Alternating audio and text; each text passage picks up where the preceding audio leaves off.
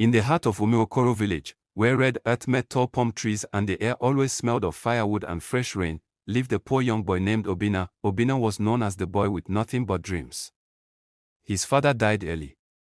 His mother sold Gary in the market. Many nights, they slept hungry. When other boys went to school, Obinna went to farms to work for food. Every evening, Obinna would stand by the ancient orji tree at the village square and look at the long road leading out of the village. One day, after being mocked for his stone slippers, he told his mother, "Mama, if I stay here, poverty go finish me. I want Komot go find my destiny." With tears in her eyes, she tied a small charm on his waist and said, "Go, my son. But never forget who you are." That night, Obinna left Umuokoro with only a nylon bag and hope. The city showed Obinna no mercy. He slept in uncompleted buildings, he washed plates in buka, he carried cement, he was cheated, beaten, and sometimes went 2 days without food. But Obinna was stubborn. He learned phone repairs, then solar installation. Later, he met a man who taught him real business. Years passed, slowly.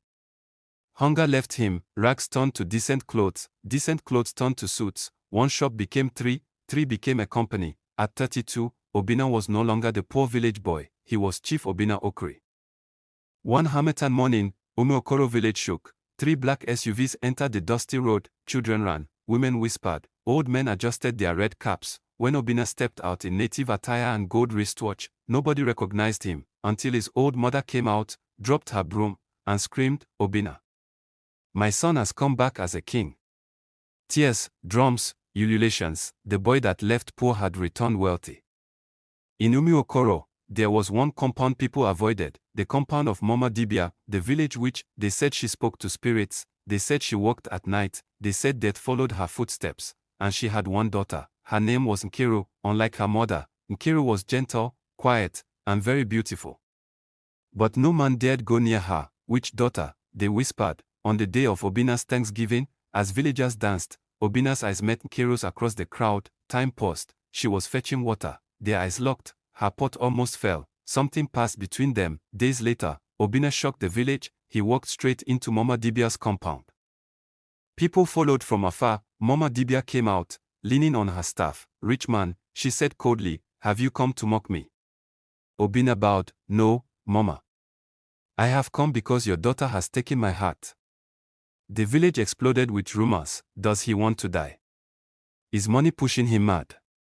Does he know who her mother is?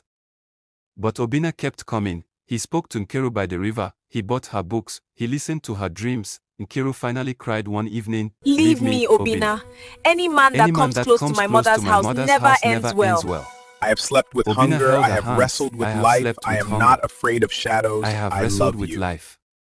I am not afraid of shadows. I love you. One night, Mama Dibia sent for Obinna. Inside her dark hut, fire danced without wood. She looked into his eyes and said, "I am not what the village thinks.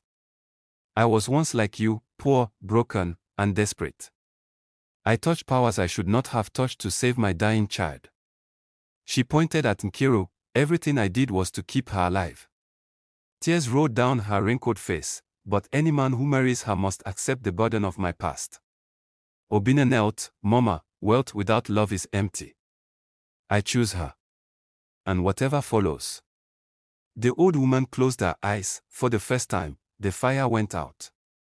When Obinna married Nkiru, the village waited for thunder, but thunder never came. Instead, rain fell, soft and clean. Obinna built schools, he built a clinic, he gave youth work. Slowly, fear left Mama Dibia's compound. People began to greet her, and they realized something. Love had broken a curse fear had fed for decades. Sometimes, the real witch is poverty. Sometimes, the real curse is ignorance. And sometimes, love is stronger than the stories people tell.